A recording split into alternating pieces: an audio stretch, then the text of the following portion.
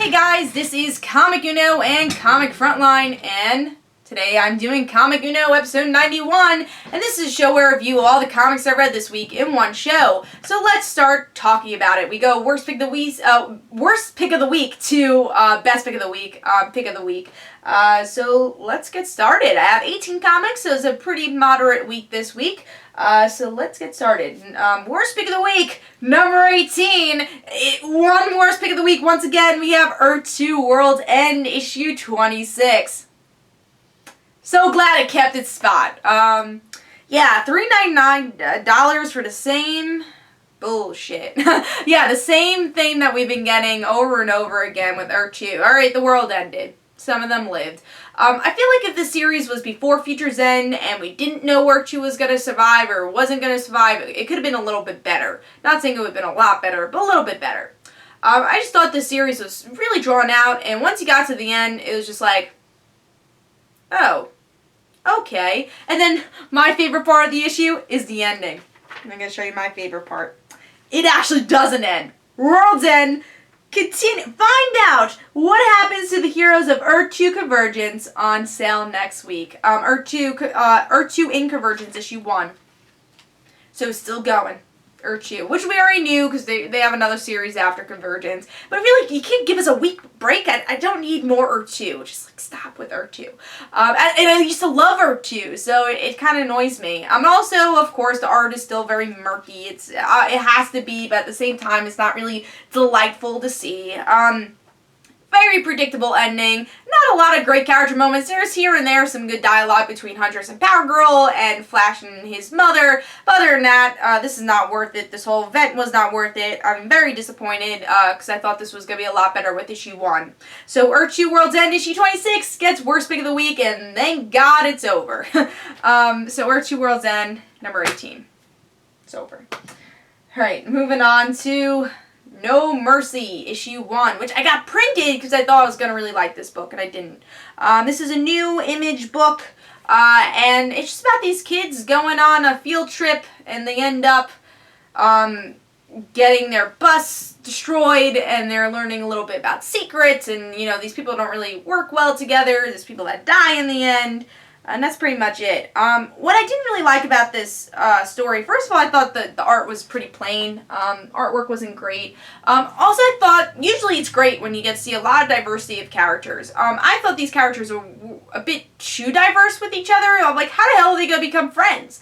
And it wasn't that part, it was like, oh, I can't wait until they become friends. It was like, some people are talking different languages, other people are just on their phones, talking emoticons. It was just way too much dialogue and two different types of dialogue going on in this issue that just didn't make me like it.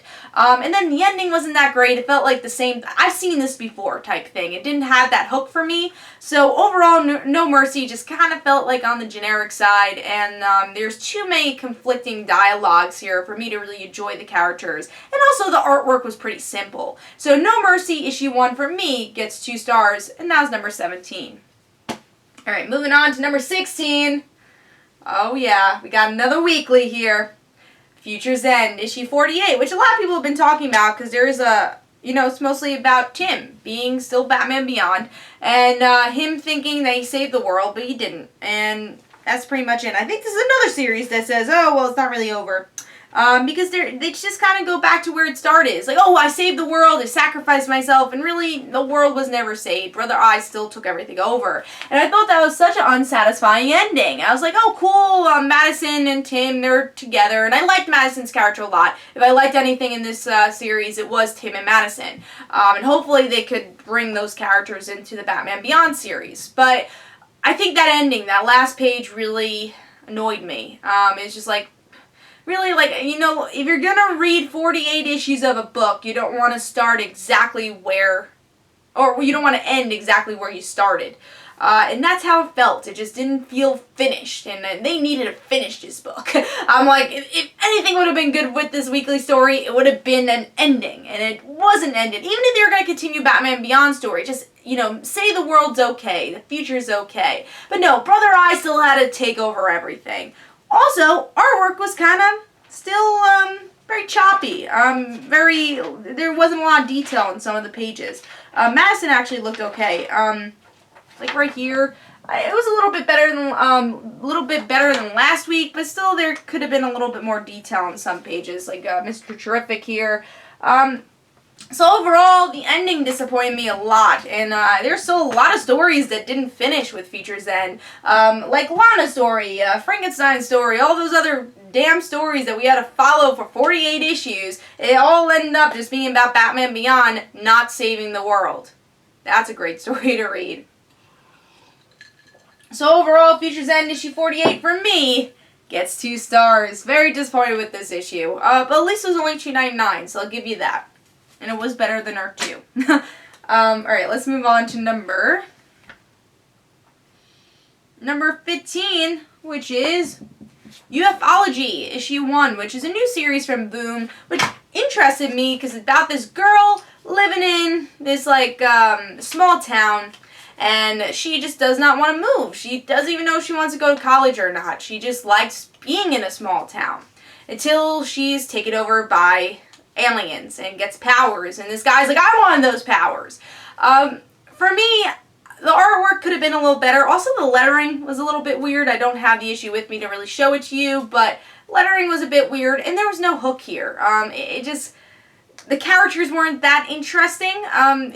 Let's compare it to We Can Never Go Home that came out last week, which is my pick of the week. Those two characters, they were interesting by the first 2 pages. This is kind of the same thing. 2 characters coming from different worlds having to come together. But those 2 characters never were interesting. It never was like, oh, I want to follow these people's journeys. So that's why I didn't really like Ufology. Artwork was a bit plain, and lettering was a little weird, and story just did not hook you. So I think I gave Ufology 2.5 stars. I did, 2.5 stars. Alright, moving on to number 14. Convergence, issue 0. Yeah, Convergence is a lot lower than I thought it was going to be. I thought maybe it would be in the middle, 4 stars, solid start. No. This was not a solid start. This was all Brainiac babbling to Superman, saying, I am better than you. I've seen all these different timelines and you died, and I love it. That is what this whole issue is about. Redeeming quality, why it's not as far down as others, artwork is actually really beautiful. Love the artwork for the issue. Ending was okay. It's like, oh, this is the reason for the domes. They're all the different worlds have different domes, and that's why we have Convergence. Okay. And also, this issue doesn't make me not excited for Convergence. This might have just been a bad first issue. It definitely could improve from here. It wasn't, not like Future's End, where it's like, oh, the world's ended. Oh, well. So yeah, this is just kind of a boring issue. You just didn't need to pick it up. It was just a lot of talking, not a lot of explaining. I think you could just pick up the first issue. Hopefully the first issue is better. And I have a feeling this might be a series that does not need to be 8 issues, and it could have probably just been 4 really good condensed 4 issues. So yeah, Convergence issue 0 was a kind of a big disappointment for me, but the art was a redeeming quality. So Convergence issue 0 gets... And also $4.99. That's a lot of money for this. Yeah, it gets 2.5 stars. I don't think you should pick it up. It fell. Okay. Moving on to number 13, which is Batman Superman Annual Issue 2. This was an okay issue, but like I've been saying, which I've been saying in my in-depth reviews, the annuals I do grade a bit more harshly because they're more money. $4.99 is a lot of money, and there's also a lot of pages. So can it hold you for that amount of pages? Now, Batman Superman didn't do as much for me. This is a series that I've been thinking of dropping. I might end up dropping. Don't know yet. But the artwork is really beautiful for the series, so that's something that's really making me stick to it. But my problem is, I'm not a huge Superman fan, don't love the Kryptonian stuff as much. I'm reading this more for Batman. I'm more of a Batman fan. I feel like Batman's more of a guest star than anything, and it's still following the Superman story, and it's just been really long. This Superman Joker story, which started out really well, I was really interested in it, but then it went into the Kryptonian stuff, and it's just like way too long. And now it's a bridge. Now the second arc is probably going to be about him also, when we all thought it was going to be over. This issue is okay, though. I like the ending. We get to see a betrayal from one of the people that I was following, Clark. Clark doesn't have his powers. Now, if this was a regular issue, probably would have gone 3.5 stars, maybe a bit higher. But Batman Superman was pretty long. It took a while to get to the point, and I don't think it needed an annual to tell the story, and also it's pretty expensive. So overall, Batman Superman gets 3 stars. It's an expensive issue and just an okay story. So 3 stars for me. And we'll see how long I keep Batman Superman on my pull list.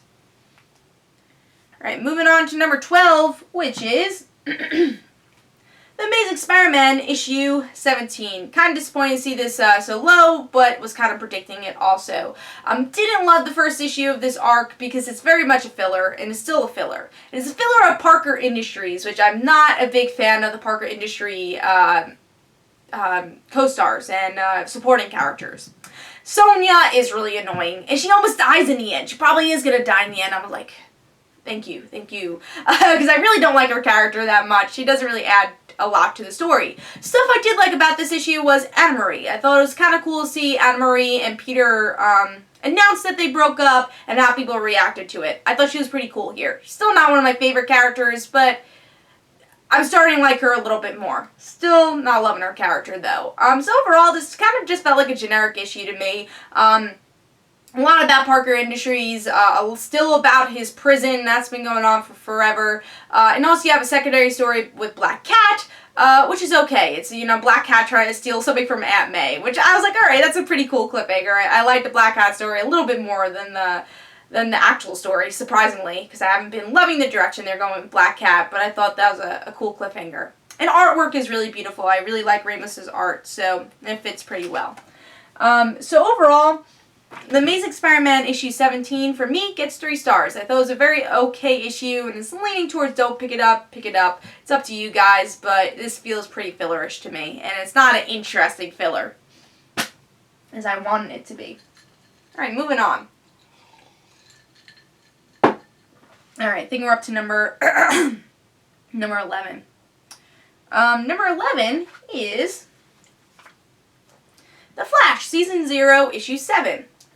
Pretty good issue. Kind of the same thing we've been getting, though. It's about Flash trying to defeat the Shark Guy. He's not healing because the Shark Guy, the Shark King, his blood doesn't make Flash heal. But I really like the cliffhanger for this issue because we're going to get some Arrow villains come to town to defeat Flash. So I thought that was kind of cool. Also, I like the artwork for the series, too. I think it fits pretty well. I don't think this artwork fits for every series, but I like the cartooniness of it. I thought it was pretty good. But yeah, Shark King kind of felt generic. It's a villain of the week, and there's a lot of comics out there. So do you want to read a villain of the week story? I don't know. But I thought the cliffhanger gave me enough to say, pick this up. I thought it was an interesting story, but not a must-read. So Flash Season 0, Issue 7, for me, gets 3 stars. But I'm leaning more towards the pick-up side. I thought it was a fun story, but it could have been a little bit better. Alright, moving on to number 10. Up to number 10. Yes, we are up to number 10, which is Uncanny Inhumans, Issue 0. Not a bad issue. I wasn't really excited for this issue at the same time, though, because I'm not a big Inhumans fan. So I was like, it's a kind of a light week. Not a light week, it's a moderate week. It's a moderate week. I like Charles Soule's writing. I love Steve McNiven's artwork. Loved his stuff in Death of Wolverine. So I was like, alright, let me pick this up. And not bad. I think you have to be more of an Inhumans fan to really enjoy the story, but artwork really got me into it. Especially just learning more about Black Bolt. Not saying I care about these characters yet, but I'm learning more about them. Didn't really care about the Sun that much. But also, actually, the secondary story really interested me. The new Inhumans, talking about their powers and their relationship. I liked that, but the art wasn't as good for the secondary story, and also it was pretty short. But overall, I thought it was an okay issue. I liked it. I'm going to try more of the series. Still doesn't have the total hook for me, but the artwork really was the redeeming quality for the series, and I'm going to try more. Maybe I'll like the Inhumans as I read it more. So, Uncanny Inhumans, Issue 0 for me gets 3.5 stars. Not a bad issue. Alright, moving on to number 9, which is Wonder Woman, Issue 40. Pretty good issue, a little bit of a point A to point B issue, but we get more of Donna Troy, which I'm really happy to see. Donna is definitely the character that's making me stay with the series. I'm not a huge Wonder Woman fan, but I like what they're doing with Donna, and I think the Finches have a lot to come with the series, especially if you've seen our interview with them on Comic Frontline. Definitely go check it out. but I'm still not, addicted to the series. I don't have that hook yet for me as a kind of, because I'm not a big Wonder Woman fan. Also, artwork is still a little bit on the darker side, but I'm starting to grow with it. Definitely starting to grow with it. But I feel like the annual was supposed to come before Convergence, so waiting for that annual, because that's going to be the end of the story with Donna Troy and Wonder Woman, which I think I'm going to really like, so that's what I really want to see is the big confrontation. Again, this is more of like the build-up to that confrontation, but we have to wait 2 months for it, and I'm a little bit nervous about that. But this is an okay issue. I liked it. The series is growing on me. So Wonder Woman issue 40 for me gets 3.5. I'm hoping it gets to that 4 stars soon, but still didn't quite make it here. But I do like Donna a lot with this issue. And even Wonder Woman. A lot of her monologue was great. Alright, moving on to number 8, which is Star Wars Kanan, The Last Padawan, issue 1. This is also, we had Craig Wiseman on Comic Frontline, if you haven't checked it out, talking about Star Wars. And we had a great interview with him. And the reason I picked this up, because I'm a big Craig Wiseman fan. I love his work, and I'm not a huge Star Wars fan, though, so I was a little worried. One Star Wars series I've been really enjoying is Princess Leia, because it's new reader-friendly. Star Wars Kanan, not so much new reader-friendly. It jumps right into the Clone War and Caleb's backstory. But what I liked about the issue is that I liked Caleb. I liked him as a character, and I liked the training, and I really liked the action of this issue. And artwork was beautiful for this series. I want to show fighting here. But it's mostly about training and being in the middle of the Clone War, being in the middle of this war. And it's a pretty good cliffhanger here, too. There's a bit of a betrayal in the end, so not bad. But again, I think you have to be more of a Star Wars fan. You have to have seen the cartoons, especially Star Wars Rebels, to really get into this. But I'm still sticking around to see this whole 5 issues out. I did like it, but there wasn't that total hook I wanted. But still, I liked the issue. So, especially as a non-Star Wars fan, I still like the issue, and I want to see where it goes. So, Star Wars Canon, The Last Padawan, issue 1, gets 3.5 stars. Alright, moving on to number 8.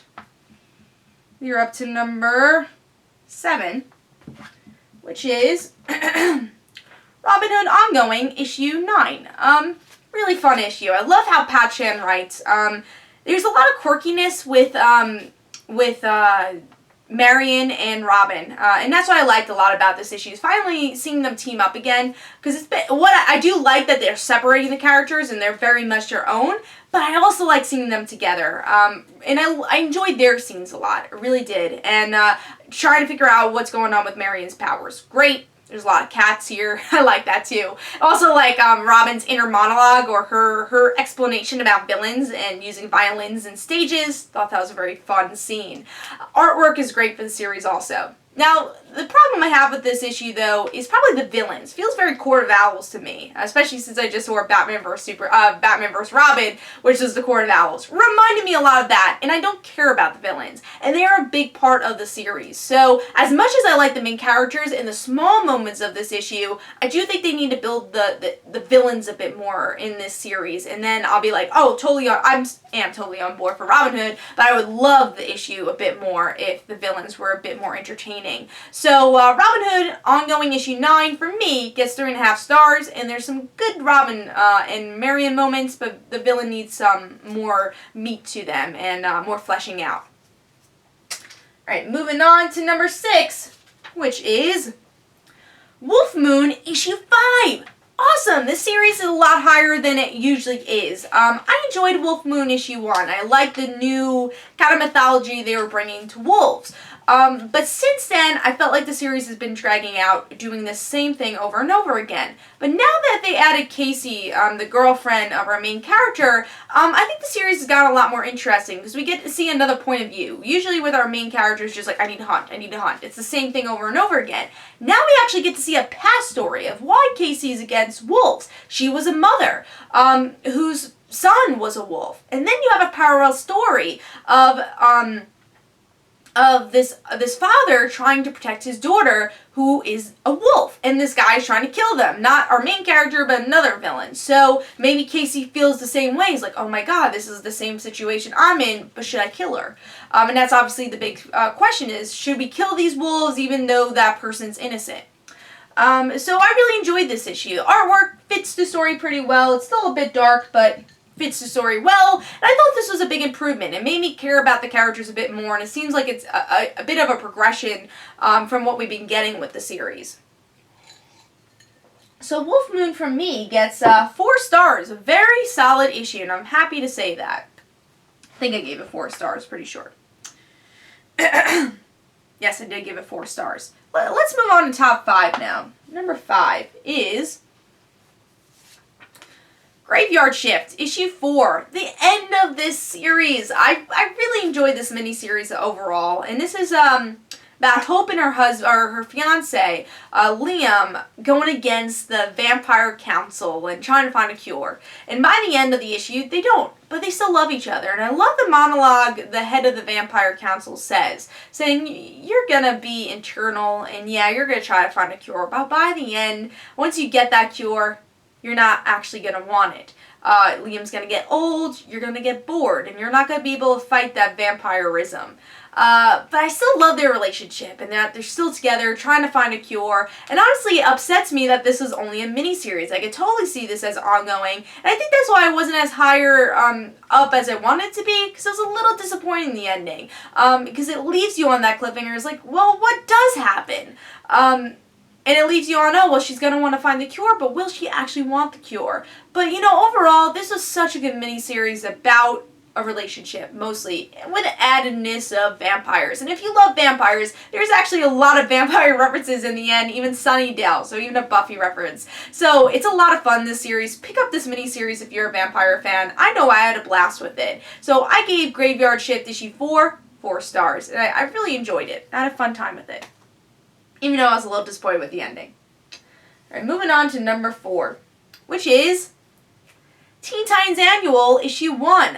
Hell yeah, Teen Titans back on top 5. It's been a long time since Teen Titans has been on top 5. It's usually more towards the bottom, because I really have not been enjoying the Star Labs stuff. This brought back what I felt with that issue I gave Pick of the Week when Power Girl came back. It felt like a team again, because Star Labs was not in this issue. It was about Superboy.